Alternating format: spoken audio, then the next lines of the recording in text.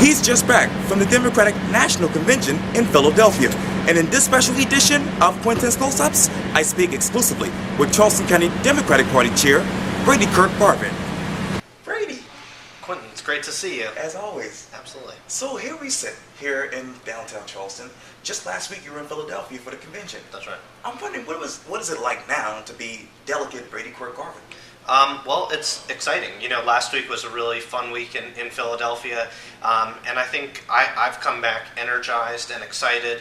There's just less than 100 days left before the election, and so I think for me it was a great week, a unifying week, and really a good convention. You should come back, maybe needing a little bit sleep, but you know, ready to go to work. And for me, I came back energized and ready to go to work for the Democratic Party. And speaking of which, you said this on Twitter, I believe, on July 25th. You said this, quote, "Some early takeaways from Dems in Philadelphia. People are excited to be here. The police presence is large. Going to be lots of fun parties."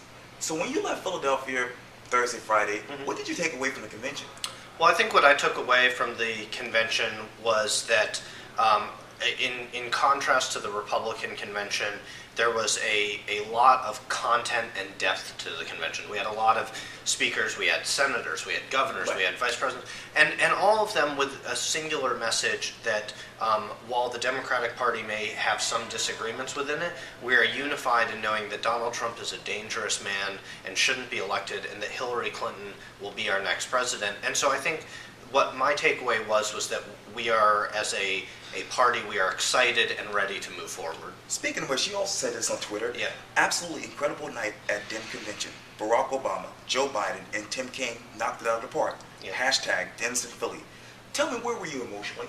For me, emotionally, that was a powerful night. In 2008, I worked on President Obama's campaign, and so to see him out there sort of recapping all that he's been able to accomplish over the last 7 years, for me emotionally was powerful. It also, to me, was inspiring to hear him lay out the case of, he said towards the end, I need you to carry her, Hillary, like you carried me. And I think for a lot of Obama supporters, that was really a direct message that says, for every door that you went out and knocked in 2008, I need you to go do that again. And I think people take that to heart and are ready to go put that work forward. But how do you do that when you still have Bernie Sanders supporters actually saying, we're not going to vote for Clinton or Trump, we're going to vote for the Green Party? Sure. Well, so I think one of the things is that within the Democratic Party, there's always been dissenters. You know, that's something that we believe as Democrats, that expressing your voice is an okay and good thing. So I think one of the things that we can do is lay out to people who used to support Senator Sanders to listen to Senator Sanders' own words. I mean, Senator Sanders said, you know, I'm going to go to work for Hillary Clinton. I'm going to make sure she's the next president. I endorse her. So I think when we show people his words, I think that will bring a lot of them on board. And I think making sure that we put forward a progressive agenda, which I think we have, that will bring a lot of them on board. And let's go back to Thursday night, because you said this on Twitter. We just nominated Hillary Clinton. Hashtag Dems in Philly. Hashtag Dem Convention at 2016 Democratic National Convention. And of course you had a picture of what's happened there on Instagram.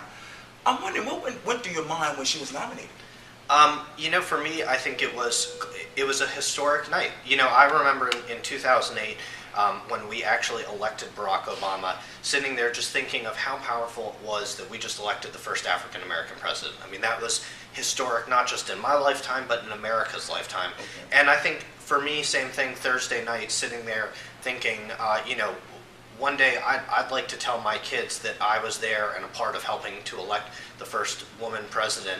I think that says something powerful about our country and how far we've come, that we're able to elect African Americans, that we're able to elect women to the highest office in the land. So for me, it felt both historic and motivating.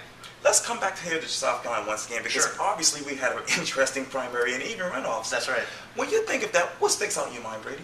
Well, I think for me, what sticks out in my mind about South Carolina is that, unlike some other states, there was a clear directive from Democratic voters in South Carolina that they wanted Hillary Clinton. I mean, she won with, I don't know if it was the largest margin, but that was a pretty big margin that she won by here. So I think people within the Democratic Party are really riled up and excited about her. I think what we need to focus on now is there are a lot of independent folks within South Carolina who are not fans of Donald Trump. And I think what our job now is to convince them that not just that Donald Trump's the wrong choice, but that Hillary Clinton's the right choice. And I think that's what we're going to spend the next 98 days doing, is trying to lay out to independents to say, look, I think most of them understand that Donald Trump is dangerous and scary, whether it's on the economy or foreign policy. I mean, you hear that from Republican delegates themselves. But I think what we need to do as a party is lay out the case of why Hillary Clinton is the right choice. So here in South Carolina, that's what I'll be focused on. That's what the party will be focused on. And we're really excited. Oh, but what I was trying to say is back in June, when you see Lee Bright getting voted out. Where are you guys emotionally with that? Because that was huge.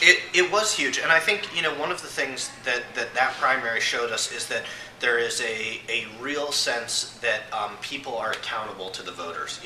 Most of the times we think incumbents have a free walk, and we saw in that primary that they don't. Right. And I think that's an important message, not regardless of party, whether you're a Democrat or Republican or independent, that at the end of the day you are accountable to the voters, and they hold the card. And so I think it means that you're going to see politicians being more responsive, listening a little more to their constituents, and I think that's a healthy thing. And I think we're probably in for another round of shakeups this November. And let's talk about Marlon Kimpson. Actually, you campaigned for him. Yep. What is it like to see him reelected? For me, again, it was a proud day. Marlon Kimpson, to me is a exemplary public servant. Okay. He could have continued with his law career and just made lots of money doing that, but he chose to give his time to go to the Senate. And I think he's done a great job doing that. When we talk about being responsive to the voters, I think he excels at that. He listens to people. He has town hall meetings. He takes their ideas and puts them into action. He has been a true leader, not just for the Democratic Party, but for Charleston. And I'm proud to call him Charleston Senator, and I think he's done a great job. Well, Brady Quirk-Garvan, thank you so much for your time. I really appreciate this. Absolutely. Thanks, Quintin. Thank you.